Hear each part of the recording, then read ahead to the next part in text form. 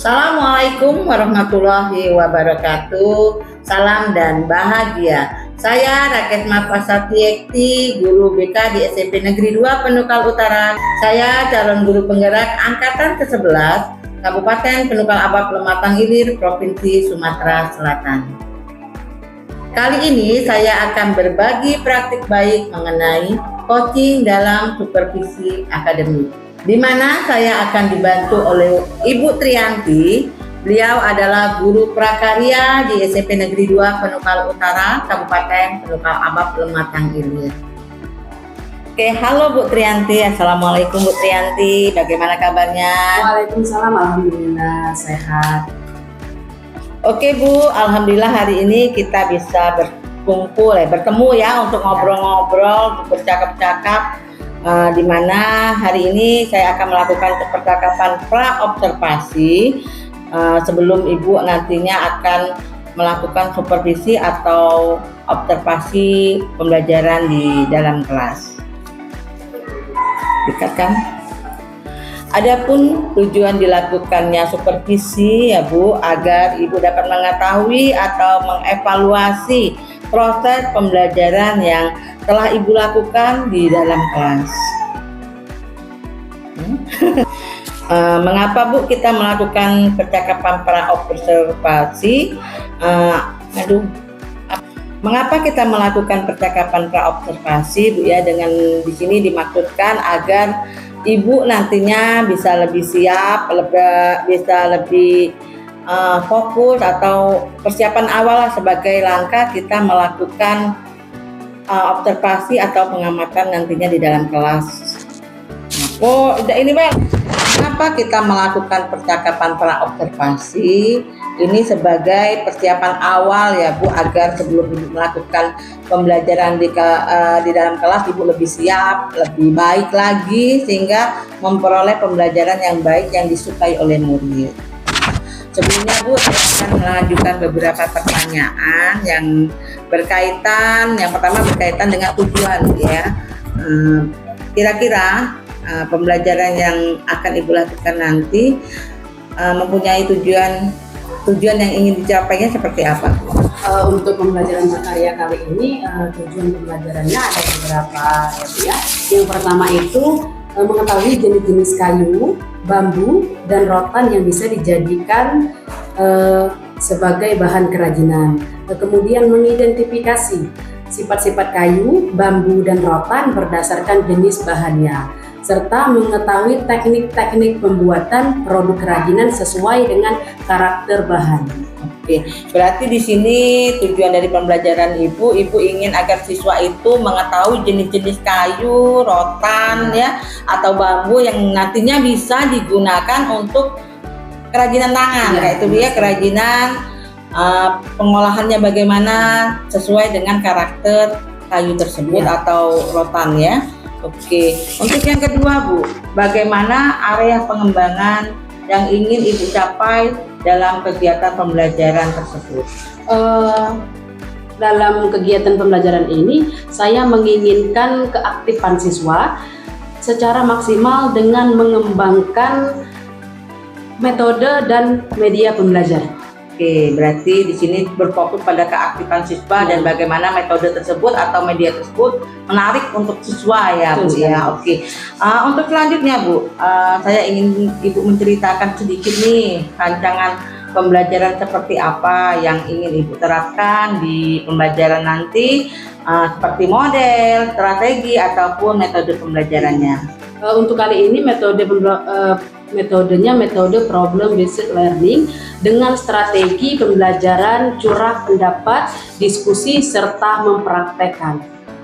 Oke, berarti dengan problem based learning ya, di situ ada diskusi dan mungkin dengan praktekan itu lebih menarik ya Bu ya. Terus untuk media pembelajarannya Bu, media seperti apa yang ingin Ibu tampilkan di pembelajaran besok? Untuk medianya yang paling utama itu Bu ya, kita harus menyiapkan PowerPoint dulu guna untuk membahas materi, karena sebelum kita praktek itu siswa harus mengetahui dulu materi, harus mengetahui dulu kayu bambu itu memiliki jenis-jenis yang bisa dijadikan bahan praktek supaya nanti pas prakteknya bisa tertata dan tanpa membingungkan lagi siswa. Oke, kira-kira Bu kapan akan dilaksanakan pembelajaran ini, hari apa dan di kelas apa? Insya Allah secepatnya Bu, kalau tidak ada halangan, Senin nanti saya akan melakukan observasi di kelas 92 di jam kedua dan jam ketiga. Oke, waduh, semoga apa yang nanti pelaksanaan pembelajaran itu akan berjalan dengan lancar ya Bu. Ya. Nah Bu, setelah kita melakukan percakapan pra observasi ini ya, kira-kira pendapat Ibu bagaimana? Dengan adanya pra-observasi ini, saya lebih memahami sehingga mempersiapkan lebih baik lagi proses pembelajaran nanti. Oke, terima kasih Bu Triyanti. Semoga apa yang Ibu tujuan dalam pembelajaran yang ingin dicapai nanti bisa terlaksana dengan baik. Terima kasih Bu Triyanti. Assalamualaikum warahmatullahi wabarakatuh. Waalaikumsalam.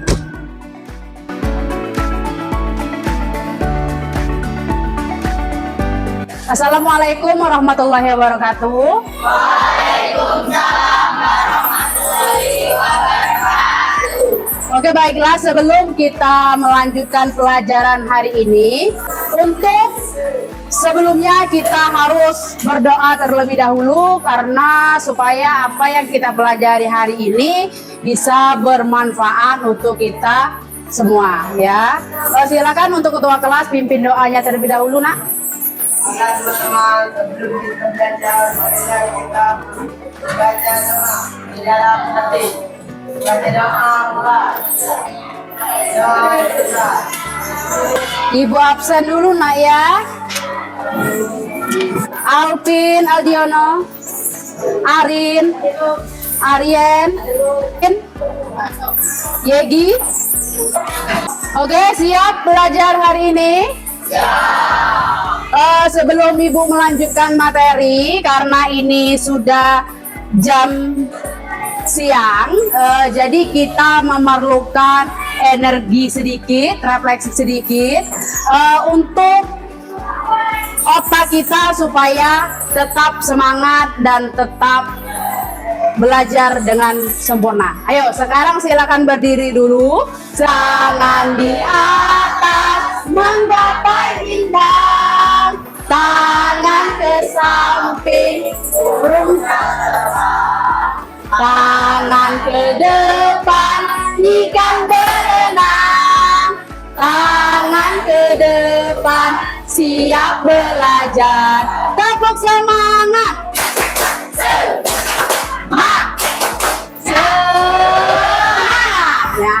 Semangat belajar? Siap? Kalau siap, silakan duduk kembali ya.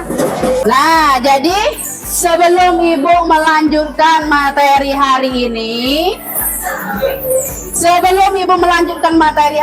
Nak ya, Ibu mau bertanya dulu tentang pembelajaran kita yang sudah dibahas kemarin. Kita kemarin sudah membahas tentang apa? Ada yang tahu? Tentang apa? Kemarin kita sudah membahas kerajinan dari bahan keras buatan. Ya. Contohnya seperti kaca, kaleng, besi, dan lain-lain. Nah, jadi kemarin kita sudah membahas tentang bahan kerajinan keras buatan. Nah, untuk minggu ini kita membahas kerajinan dari bahan keras alam. Alam itu apa? Alam itu ya benar apa tadi? Hutan ya. Di hutan itu kira-kira ada apa saja? Ada bambu, ada kayu, ada atau hutan yang memang tertinggal atau hutan tua ya. Itu banyak tanaman-tanaman rotan ya. Kalau bambu kan bisa kita dapatnya di pinggir-pinggir kebun. Kalau rotan ini tidak ada di pinggir kebun. Kalau bahasa kita ini banyak di daerah Paye. Nah, kalau Paye itu kan berarti di tempat yang sejuk. Biasanya rotan ini hidup. Nah, kemudian pengelolaan rotan mulai dari setelah panen sampai menjadi produk kerajinan. Dikelola atau tidak rotan? Proses pembuatannya itu memerlukan pengelolaan atau tidak? Ya, ini salah satu contoh kerajinan dari bambu. Nah, nanti kita akan praktekkan di minggu depan cara pembuatan ini, nah ya. Kita harus mengetahui dulu jenis-jenis bambu tadi, ada berapa banyak jenis bambu dan bambu bambu yang bisa diolah menjadi bakul ini ya. Jadi tidak sembarang bambu yang bisa kita jadikan produk kerajinan ini ya. Paham? Ada yang ingin ditanyakan? Kalau tidak ada, Ibu ada tugas kerjakan bentuk kelompok 1, kelompok 5 orang. Nanti Ibu jelaskan cara pengisiannya. Sekarang silakan bentuk kelompok kalian.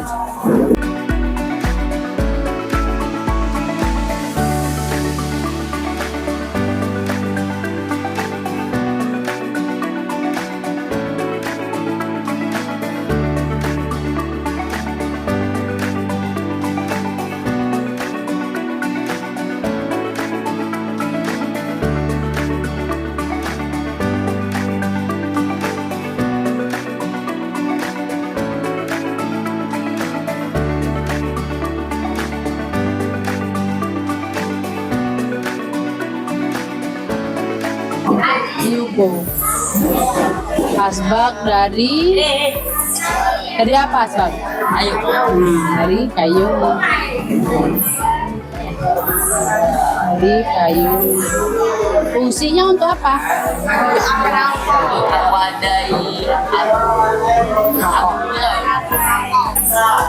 Selesai? Silakan kelompok 1 presentasikan ke depan, nak. Assalamualaikum warahmatullahi wabarakatuh. Waalaikumsalam warahmatullahi wabarakatuh. Kami dari kelompok 1 akan menyampaikan hasil diskusi kami. Silakan. Jelaskan pengertian kerajinan bahan khas alam. Bahan khas alam adalah bahan untuk karya kerajinan yang diperoleh dari alam. Ya. Habitat dan merupakan sumber daya alam baik hutan, bumi Hutan ataupun bumi. maupun perairan Indonesia. Ya. Lanjut. Ayo, dengar. Sebutkan 5 contoh bahan keras alam. 3 saja. 3 contoh bahan keras dari alam. Contoh bahan keras alam dan buatan yang digunakan sebagai bahan kerajinan. Yang pertama, Kayu, 2 bambu, 3 rotan. ya. 3 bahan keras alam, bambu, rotan, dan kayu. Lanjut. Sebutkan 3 contoh produk kerajinan dari bahan kayu. Asbak, meja, patung. Asbak, meja, dan patung. Oke, lanjut yang terakhir. Yo, Satu asbak, bahan dasar kerajinan dari kayu. ya. Saya fungsi produk kerajinan bahan keras. Tempat abu rokok. Ya, bisa berfungsi untuk mewadahi abu rokok. Lanjut. 2. Topi caping, bahan dasar kerajinan dari bambu. Nilai fungsi produk kerajinan bahan keras menghukum kepala biar tidak panas. Ya, Patung, bahan dasar kerajinan dari kayu, bisa menjadi hiasan atau pajangan. ya. 4.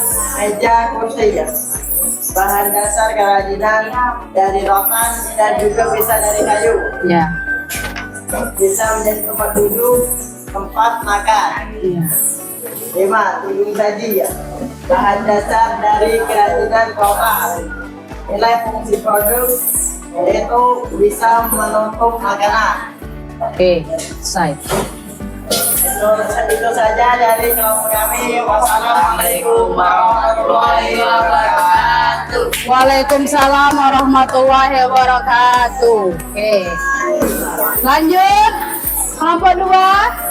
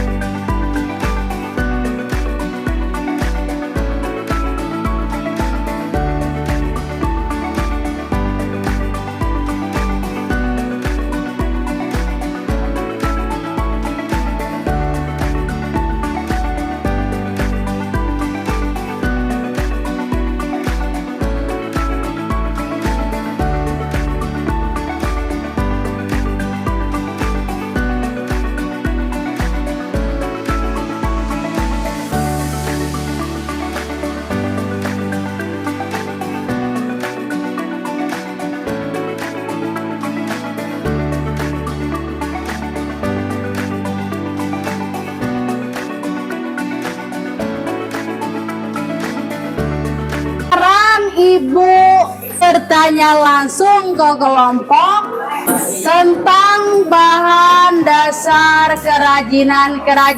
Nah ya, tadi sudah ada 2 perwakilan kelompok yang maju, berarti kalian sudah paham. Tinggal kita bagaimana mempraktekannya ya.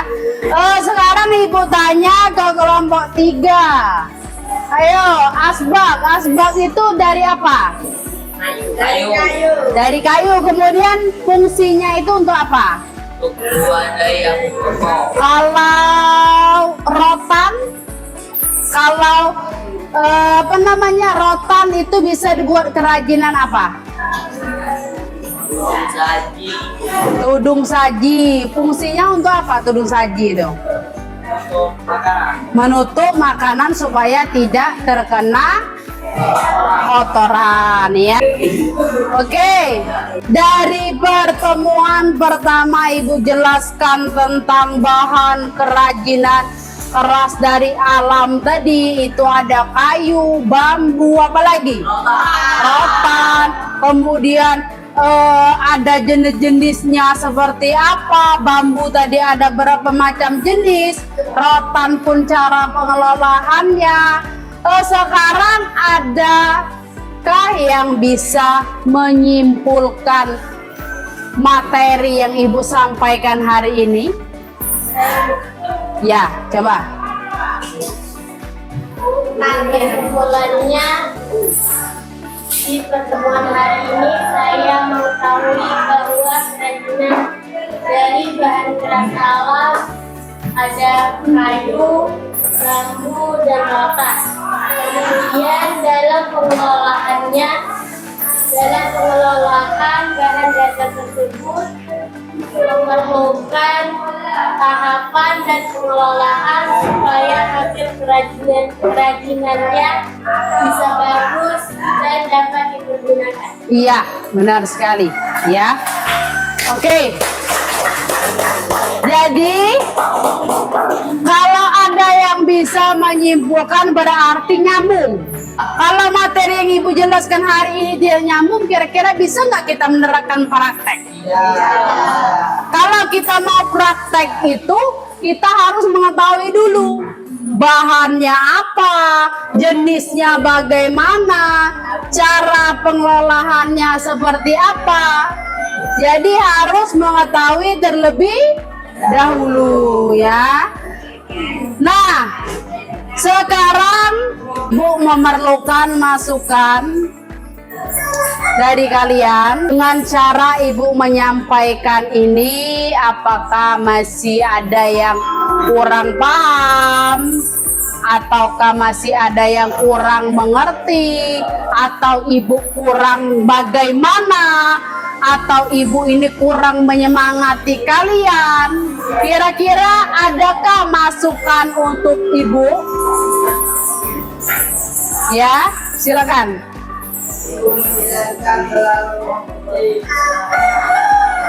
Oh, ibu menjelaskan suaranya sehingga tidak terlalu terdengar ke belakang. Yang lain? Yang lain masih ada?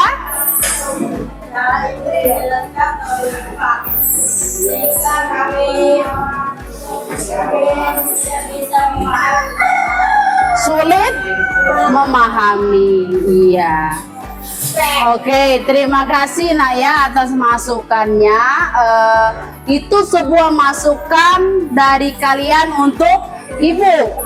Berarti kalau masukannya seperti itu, ibu harus membenahi diri supaya kesalahan ataupun kekurangan bisa ibu sempurnakan di pertemuan selanjutnya. Selain dari itu, kira-kira dengan pertemuan hari ini ada nggak sisi membosankan ataupun menyenangkan dalam materi yang ibu sampaikan hari ini? Kira-kira ada atau tidak? Ada. Ya, apa? Coba sampaikan nak.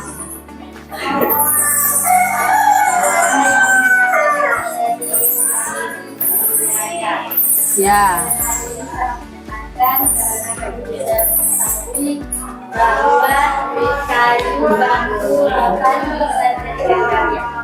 Iya.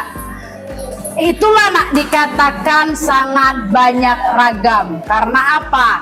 Tadi kan masukan untuk ibu ada yang memerlukan cara penjelasan sedikit perlahan, ada juga yang menyukai seperti ini ya. Jadi semuanya ibu akan membenahi diri, bagaimana kekurangan akan ibu perbaiki. Kalian pun yang tidak suka berusahalah menyukai kerajinan-kerajinan, karena itu semua bisa mendapatkan nilai praktis ataupun hal yang fantastis, bisa menghasilkan sebuah kerajinan yang bagus, sebuah apa lagi? Kalau misalkan kalian membuat kerajinan dari bambu, contoh membuat kerajinan dari bambu, kalian buat misalkan buat apa misalkan dari bambu? Dari entah itu cangkir, entah itu anyaman. Kira-kira anyaman itu berharga atau tidak? Kalau mau membuat anyaman tersebut berharga, membuatnya harus bagus atau asal-asalan? Kalau mau hasilnya bagus, harus belajar apa dulu? Teknis, kemudian tahapannya bagaimana supaya karya kita tadi bermanfaat, bisa digunakan dan memiliki nilai jual ya. Jadi yang memiliki bakat ukir mengukir, anyam menganyam, kita terapkan dari sekarang ya. Paham? Jangan kalian menganggap bahwa diri kalian tidak bisa berkarya, tidak bisa membuat kerajinan, tidak bisa materi. Mungkin kalian akan bisa melukis, itu semua kan akan memiliki nilai yang sangat berguna ya. Yang ingin ditanyakan lagi? Ada masukan lagi? Oke, kalau tidak ada, bonus terakhir ibu tayangkan. Apa tadi yuk? Sebelum ibu tutup, ibu akhiri dengan menonton video salah satu contoh. Salah satu contoh, ibu ambil contoh membuat kerajinan dari kayu, nak ya.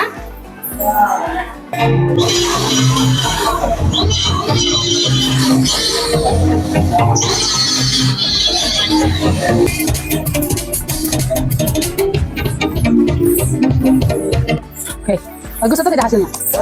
Bagus. Kalau cara pengelolaannya benar ya. Perhatikan dulu. Itu saja pertemuan kita hari ini membahas tentang materi bahan kerajinan dari alam. Untuk di pertemuan selanjutnya kita akan mempraktekkan bagaimana cara pembuatan sebuah kerajinan dari 3 bahan tersebut. Nah ya. Oke, sebelum Ibu tutup, Ibu tanyakan lagi. Paham? Paham atau tidak? Kalau Ibu tanyakan minggu depan masih ingat kira-kira? Harus mengingat, jangan ada yang bilang lupa. Oke?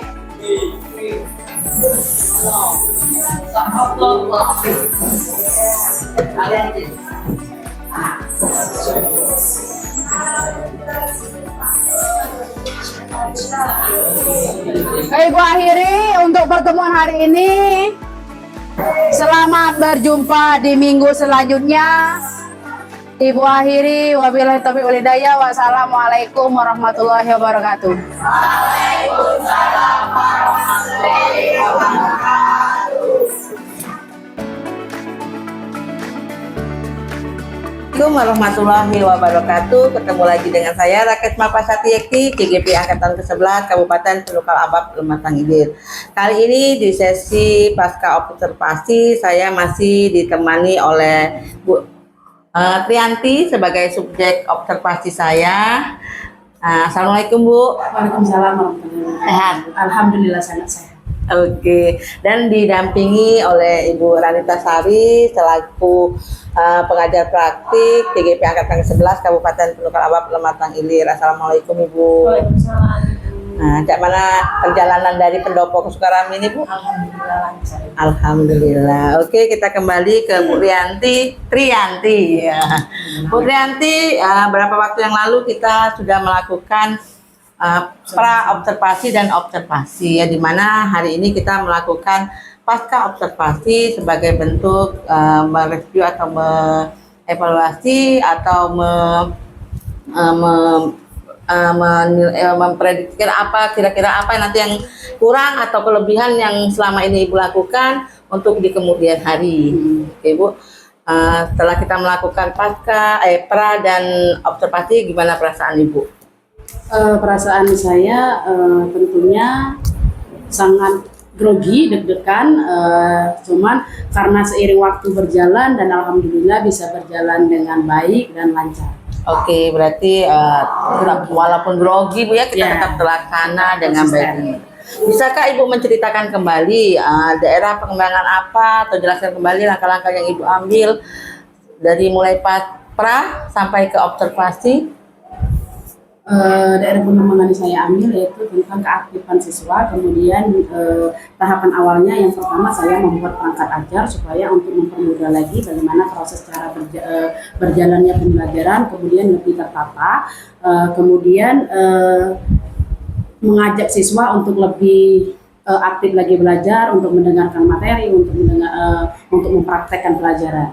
Oke, berarti kemarin daerah pengembangan yang Ibu capai keaktifan siswa ya Ibu ya.